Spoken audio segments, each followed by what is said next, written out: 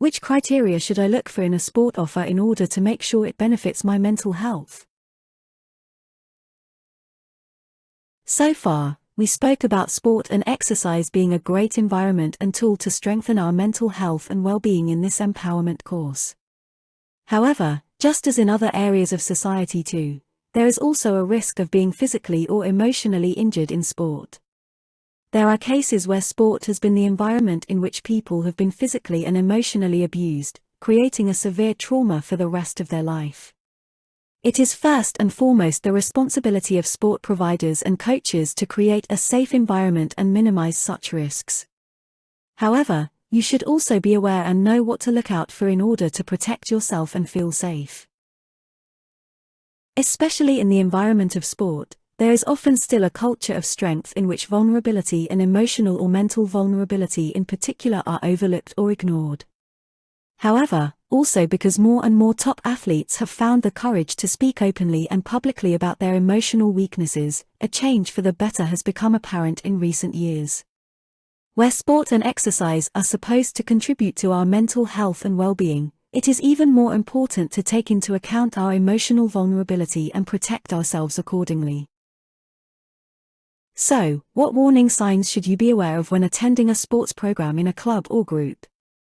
What organizational culture or behaviors are unacceptable and should make you demand change or withdraw from that environment?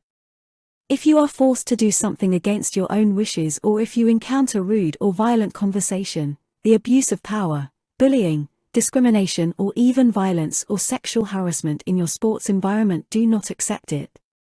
Report it, seek help and withdraw yourself from such an environment until the issue is solved. Despite this warning for being cautious, we want to assure you that being harmed in sport is not the norm. In fact, there have also been a lot of efforts in recent years to establish high-quality standards, safeguarding measures, and a positive and resource-strengthening culture in sport. So, what are the characteristics that make a good sports program and should encourage you in your choice of this program? Firstly, are there professional structures? Quality-oriented clubs or sports providers have transparent structures and processes. For example, is there a short intake interview with the coach when you sign up for a program? Does the sports provider recommend that you have a medical checkup before you start with your training? Is there a code of conduct or a safeguarding policy that you are informed about? And do you have a contact person you can turn to if there are any problems?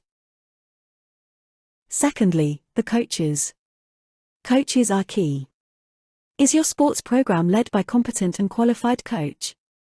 Does the coach show interest in your needs and expectations? Does he or she ask how you are doing, but also respects if you don't want to talk about it?